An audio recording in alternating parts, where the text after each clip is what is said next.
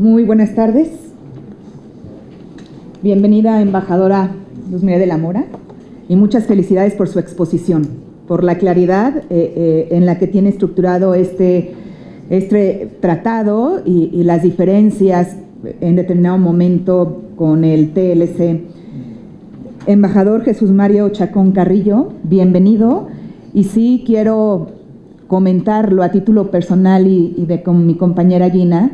No es que nosotros veamos pequeña su capacidad, pero en el Senado nuestra responsabilidad es analizar y aprobar los tratados internacionales, y en determinado momento la facultad y responsabilidad de Ejecutivo es comparecer también o venir a reuniones de trabajo al Senado, porque finalmente nosotros analizamos lo que en teoría el Ejecutivo hace y aprobamos lo que al país le conviene.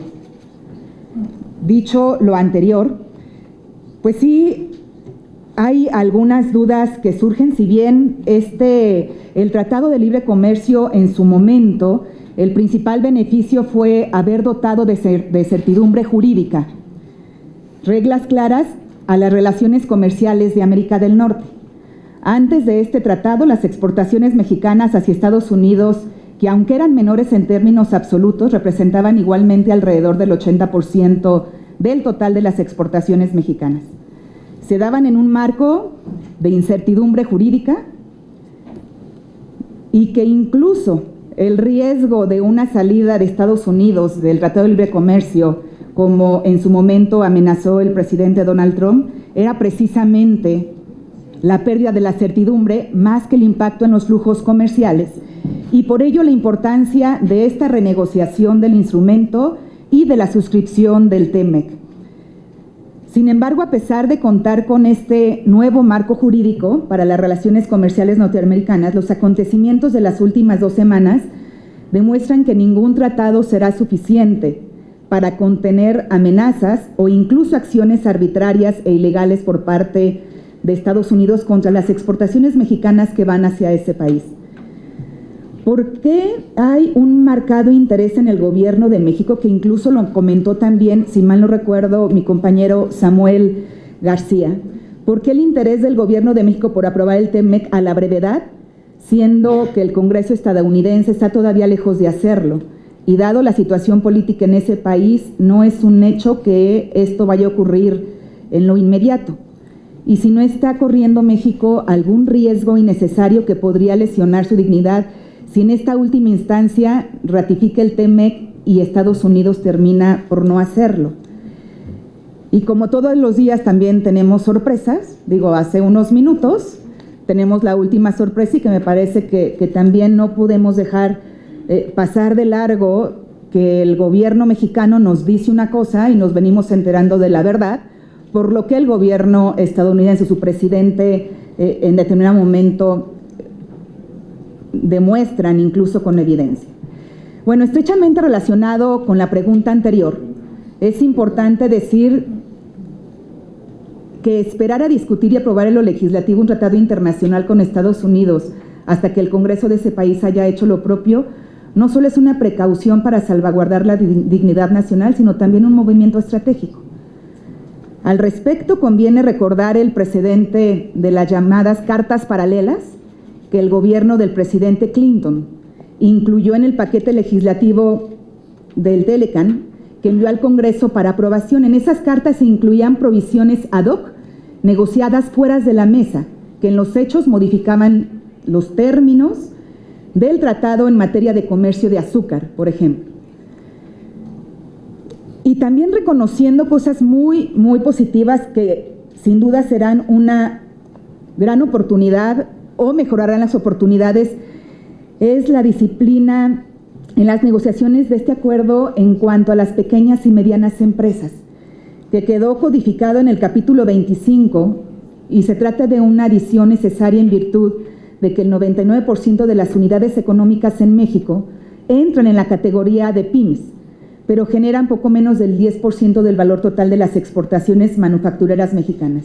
En contraste, alrededor del 90% del comercio internacional de México es llevado a cabo por grandes empresas que fueron las principales beneficiarias del proceso de apertura comercial. Más allá de la inclusión de la disciplina en el TEMEC, lo cual por sí solo es una buena noticia, pero es importante aclarar varios puntos. En los artículos 25.4 y 25.5 establecen el Comité de Pymes y el Diálogo de Pymes respectivamente, los cuales deberán sesionar cada año. Sin embargo, con la experiencia previa del Telecan, este tipo de órganos tienen pocas posibilidades de institucionalizarse y por lo tanto su impacto en última instancia termina siendo limitado. ¿Qué estrategias en determinado momento podría articular el Gobierno de México para asegurar la efectividad de estos mecanismos, como estas reuniones que, si bien en el papel son alentadoras, pocas veces se traducen en buenas prácticas? Y la incorporación de las pymes a las grandes cadenas de valor regionales no resultará únicamente de la inclusión de un capítulo al respecto en el texto del TEMEC.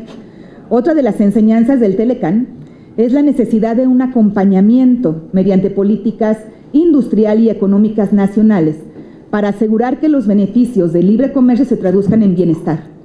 Y en este sentido, ¿qué políticas nacionales contempla el Gobierno de México que se podrían establecer para impulsar las pymes, aprovechar lo negociado en su favor en el TEMEC?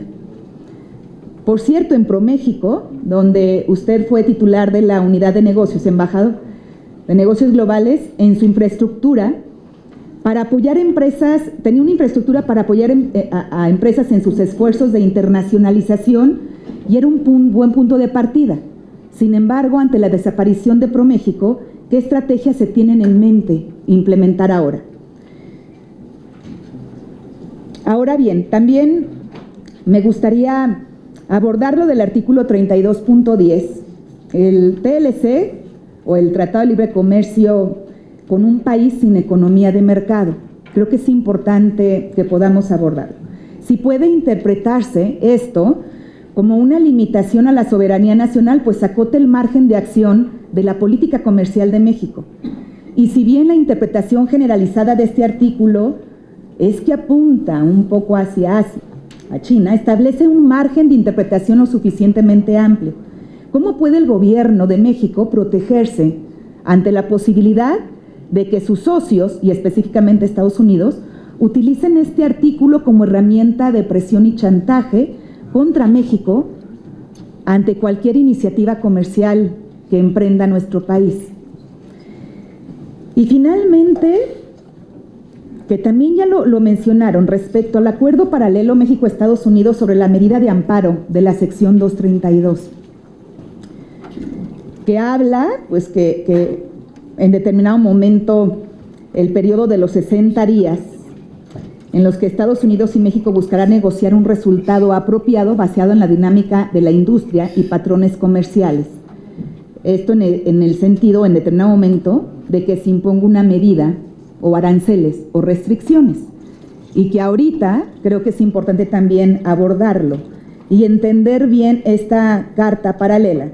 Y si el Gobierno de México, representado aquí, puede asegurar que con este acuerdo paralelo cesarán las amenazas contra los productos mexicanos en Estados Unidos, o si nuevamente se amenazará a México con la imposición unilateral de aranceles, y con este acuerdo que se propone, ¿qué paso seguiría la Secretaría de Relaciones Exteriores para evitar que sean impuestos estos aranceles o otros? Y si se trata en determinado momento del acuerdo paralelo que considera 60 días y la diferencia sean los 45, que hoy se comprueba que no fueron 90 días, sino que son 45, la prórroga que dio Estados Unidos para la no aplicación de los aranceles.